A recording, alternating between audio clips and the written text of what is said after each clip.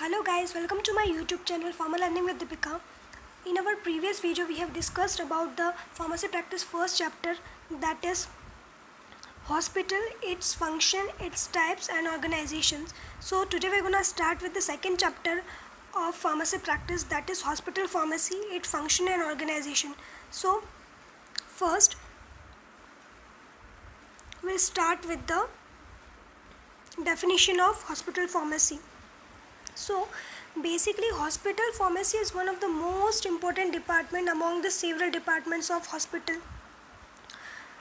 So hospital pharmacy can be defined as that department of hospital which deals with the procurement, storage, compounding, dispensing, manufacturing, testing, packaging and distribution of drugs. It is also concerned with the education and research in pharmaceutical services. A hospital pharmacy is controlled by a professionally competent and a qualified pharmacist. As we know that the hospital pharmacy exert a great deal for influence on the professional status of the hospital as well as the economics of the total operational cost of the institution. So in modern days, hospital pharmacy also provides clinical pharmacy services of drug monitoring and drug information system. So now let's talk about the function of hospital pharmacy. So basically, as you know that the pharmacy is recognized as an essential hospital service in all the major hospitals.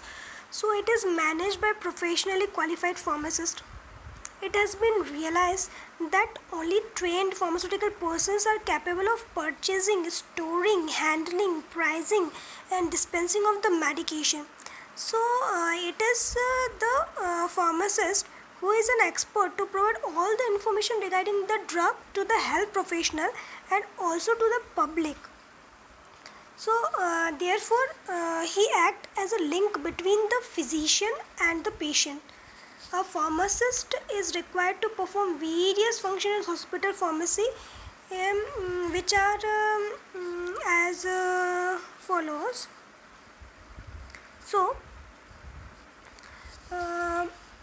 first one is they provide a specification for the purchase of drug, chemical, biological, CTC. Second, proper storage of the drug. Then manufacturing and distribution of medicaments such as transfusion fluid, parenterals, product, tablet, capsules, ointments and stock mixtures. Then dispensing and sterilization of parenteral preparations which are manufactured in hospital. Then dispensing of the drug as per the prescription of the medical staff of the hospital. Then filling and labeling of all the drug containers from which medicines are to be administered. Then management of stores which include purchase of drugs, proper storage condition and maintenance of record. Then establishment and maintenance of drug information center which will provide information regarding the medications to the physician, nurses or any other competent person who deals in drugs.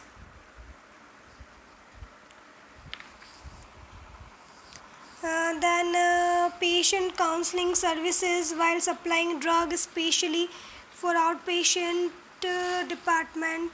And then next function is maintaining the liaison between the medical staff, nursing staff and patient.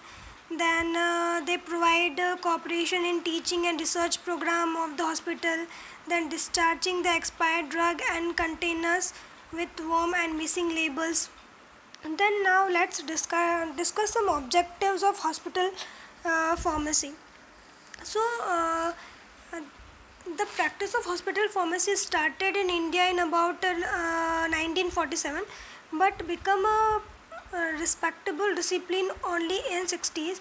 The main objective of the hospital pharmacy is it ensures the availability of right medication at the right time in the right dose at the minimum possible cost. So to professionalize the function of pharmaceutical services in hospitals, to act as a counseling department for medical staff, nurses and the patient. Next main objective is to act as a data bank on drug utilization, to participate in research project, then to implement decision of the pharmacy and therapeutic committee, to coordinate and cooperate with other departments of the hospital, to plan, organize and implement pharmacy policies procedure in keeping with established policies of the hospitals.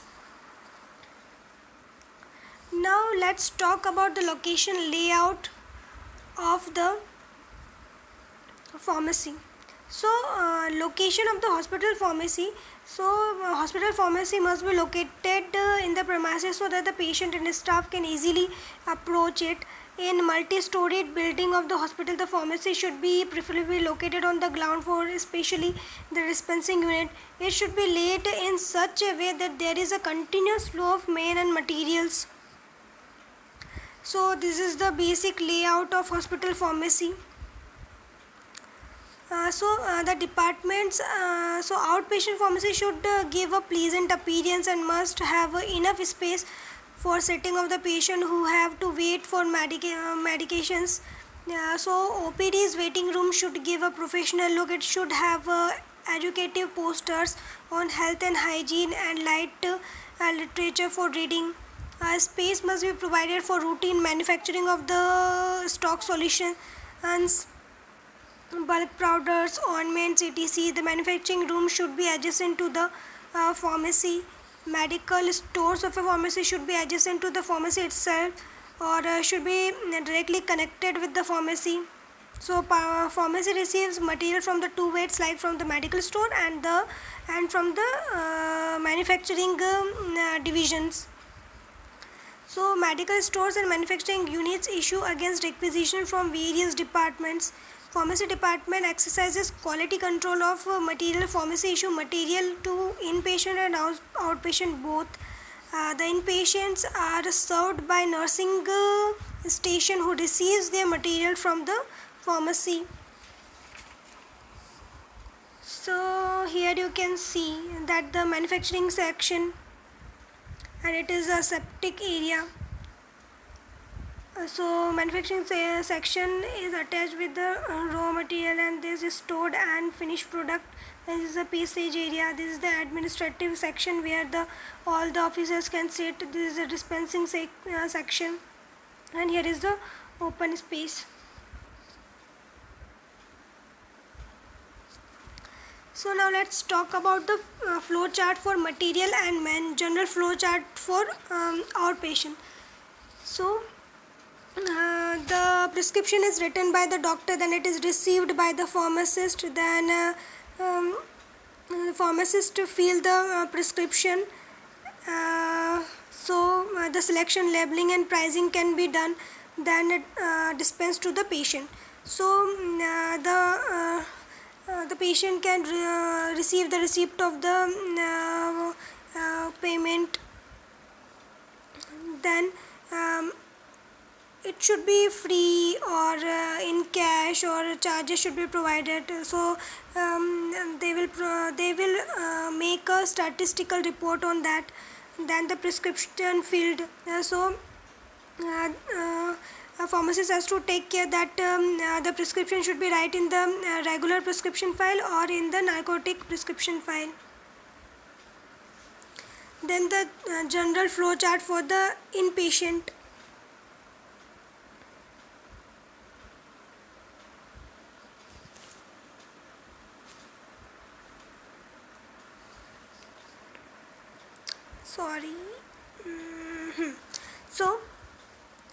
This is for the inpatient, that is the RX written by the doctor, then inpatient discharge, medications, RX received by the pharmacist, then pharmacist select and label and price them, then fill the prescription, the dispense the prescription. The prescription should be free of cost or in cash or in credit.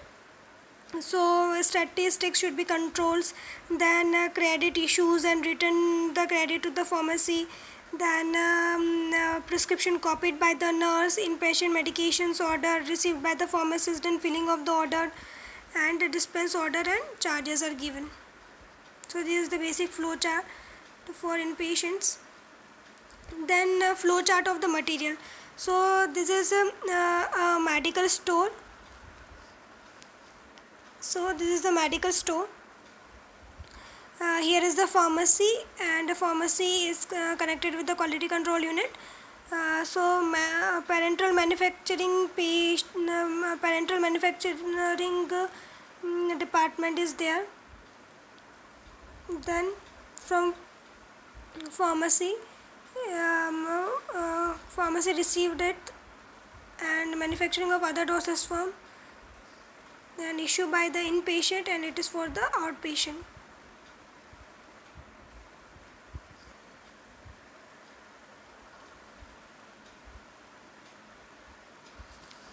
Facilities required in hospital pharmacy. So there are great variations in the size of the floor space devoted to the pharmacy in hospital for the same size and type. In a smaller hospital with only one pharmacist, one room is usually required for the pharmacy, having a combination of dispensing, manufacturing, administrative and all other sections of complete pharmaceutical services. And when sterile product are to be prepared, there should be a separate room or area for such work. An area of this type is required for reconstitution or lyophilized injection into syringe, and for the preparation of intravenous administration of for which must be sterile. Hospital with 200 or more beds provide the opportunity for the departmentalization of the pharmacy activities. There should be a separate area for inpatient services and unit dose dispensing and outpatient services, an office for the chief pharmacist, a compounding, repackaging and labeling room, a store room, a sterile product and a IV administrative room, a separate area for drug information services, and space assigned on the various nursing unit for unit dose drug administration, and clinical pharmacy services should be provided.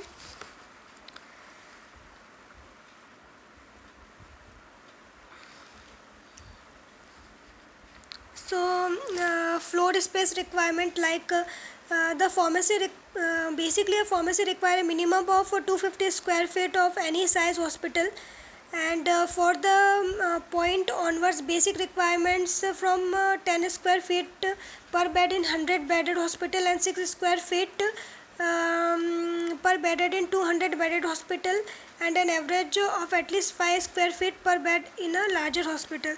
So it is an important questions on exam point of view also. I can write it here. 250 square feet for any size hospital, then 10 square feet for 100 bedded hospital, and 6 square feet for 6 square feet for per bed in 200 bedded hospital, then 5 square feet per bed in larger hospitals. So this is the basic requirements. Now the requirement on the basis of bed and strength. So storeroom should be of storeroom for 100 bed it is 250 square feet, and for 300 bed it is 1000 square feet, and for 700 bed it should be 24 square feet. And for manufacturing under aseptic conditions, for eye drops, eye lotion and other preparations of external use, for 300 beds it is of 250 square feet, and for 700 bed it is of 250 square feet. And for dispensary,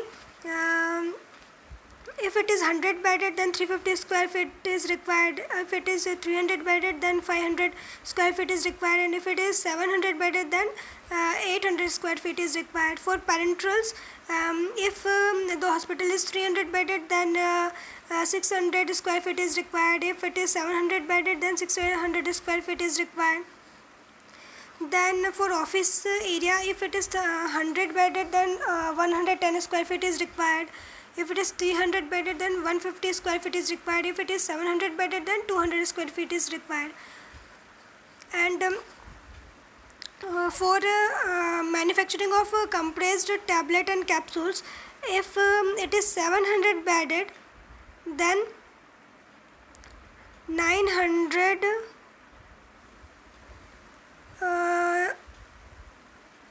900 square feet is required.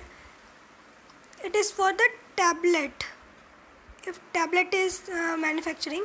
And for capsule, for 700 bedded, it is 200 square feet is required. So these are the basic requirements of bed and area in square feet.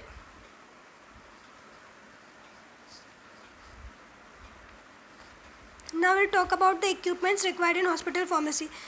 So these are the usual equipments, like a prescription case, drug stock cabinet with proper shelves and drawers, sectional drawers, cabinets and cupboard bases, then the work tables and counter for routine dispensing, then sink with the drain board, then cabinet to store mortar and pestals, then cabinet for glass utensil, flask, funnels and beakers, then refrigerator of suitable capacity, then narcotic safe with individually locked drawers, then office desk with telephone connections and file cabinet, then dispensing window for nurses and outpatients.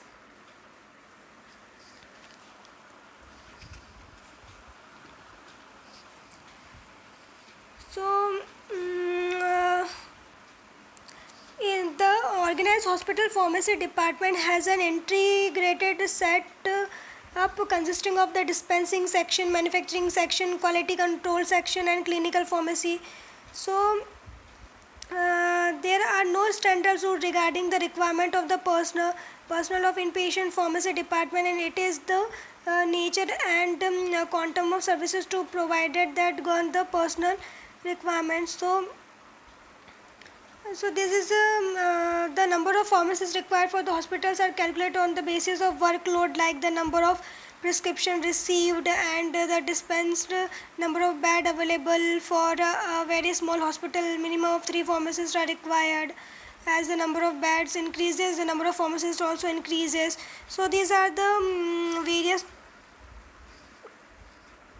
departments where the pharmacists are required, like the administrative, like in the administration and the head of the pharmacy services, then the dispensing chemist required, then the clinical pharmacist, quality control pharmacist, medical store pharmacist or manufacturing chemist, that is manufacturing of IV fluids and the other manufacturing services. We can say that it is also included the career in the pharmacy. So here you will for the head of the pharmacy service, you need to do the M pharmacy. Then for dispensing chemist, you need the D pharma for inpatient and outpatients. And for clinical pharmacist, you have to take the degree of B pharmacy. For quality control pharmacist, you need the degree of M pharmacy. Then for medical store pharmacist, you need a degree of B pharmacy and D pharmacy both. For manufacturing chemist, you need a degree of M pharmacy. For manufacturing of IV fluid, you require the degree of both M pharmacy and B pharmacy. And for other manufacturing services, you required B pharmacy degree.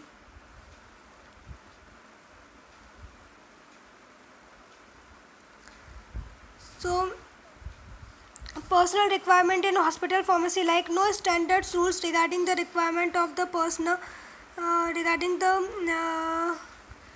regarding the requirement of personnel for inpatient pharmacy. Number of pharmacists are required, as I already discussed.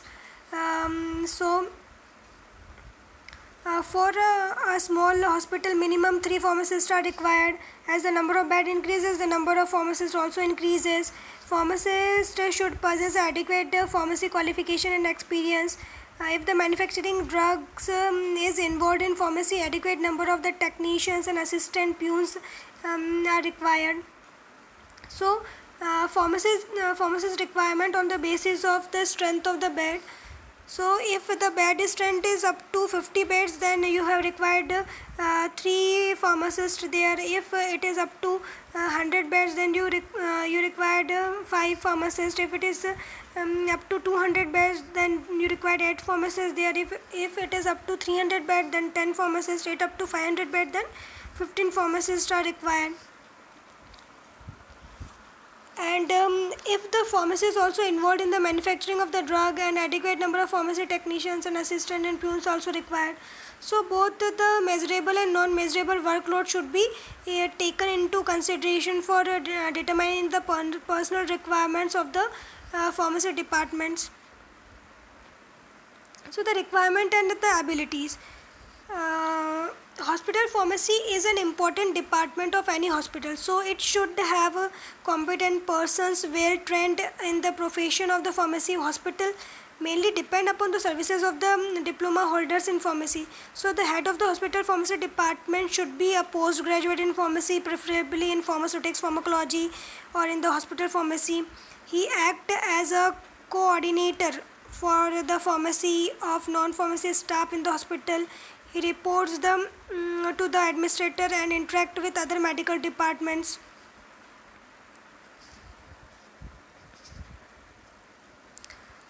This is the flow chart for the requirement of the hospital pharmacist. So these are the places where pharmacists are required. So is the director and the superintendent of pharmaceutical service is required. Chief pharmacist required, who is having the degree of M Pharmacy. Then pharmacist for the drug distribution department, he or she should have a B Pharma degree. Then pharmacist at medical stores, so diploma or B Pharma holder is required. 2 pharmacists for B Pharma and D Pharma for dispensing is required, and the postgraduate for any quality control department is required.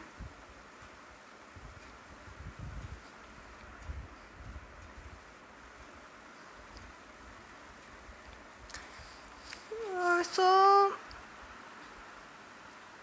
let's talk about the abilities required. So for first one is for technical ability. So for technical ability, he should have a knowledge of basic science like pharmacology, toxicology, route of drug administration, stability, and a hospital pharmacist must provide information regarding the proper handling of the drug. As hospital pharmacist is a part of medical team, he must gain confidence among his medical colleagues through his technical competence. Example, by providing the comparative evaluations of the various data on drug action, doses, toxicity, and relative cost. Then the next abilities is the ability to develop the manufacturing section. So manufacturing within a hospital require control over the supply, quality, equipments, and raw material costs. Hospital pharmacist has to organize manufacturing functions by doing the proper cost benefit analysis. Although quality maintenance is essential because considerable quantities of the drugs are required for treatment of patient, like the outdoor as well as indoor patients. So in order to render such services, the hospital pharmacist must have readily available equipment, trained persons. Then for the administrative ability, like hospital pharmacist should be able to plan, organize, and control various functions of hospital pharmacies. Like he should prepare work schedule for his staff. He should frame various policies and procedure to get the work done. He should interact with his staff daily. Pharmacist must maintain the legal and administrative records properly. Where patients are charged for drugs, the hospital pharmacist must develop charging policies. Chief pharmacist is usually responsible for interviewing, selecting, and evaluating the staff members for work in hospital pharmacy. Then for the control inventory, chief pharmacist has to exercise his duties on inventories of drug which are lying at nursing stations, supply rooms, and clinical unit, etc. He has to communicate with the suppliers of the drug. He must check the quality of the drug and other suppliers. Then conduct and participate in research. So a pharmacist is required to maintain the information about the pharmaceutical journals. He must advise about the new methods of preservation, preparation, and to improve the test and efficacy of the preparation. He must have the basic understanding of scientific methods so that he can properly evaluate the research data. Then he should conduct the teaching program. So pharmacy staff can act as a trainer for the nursing staff. He must prepare suitable teaching material for the nursing staff covering the various aspects like the storage of the drugs, proper uses of the drug, dosage form, conversion of the percentage, calculation of the dosage form. So chief pharmacist is also responsible for the practical training of the pharmacy student. He should see that they must learn and develop the sufficient professional skill. Chief pharmacist should maintain the constant liaison with academic institution from which the student came from the practical training and submit a report at the end of the training period. So these are the basic abilities required of a pharmacist in a hospital pharmacy. So guys, thank you for watching. Hope you like the video. So please like, share and subscribe. We'll meet you in the next video. Stay safe and healthy. Bye bye. Take care.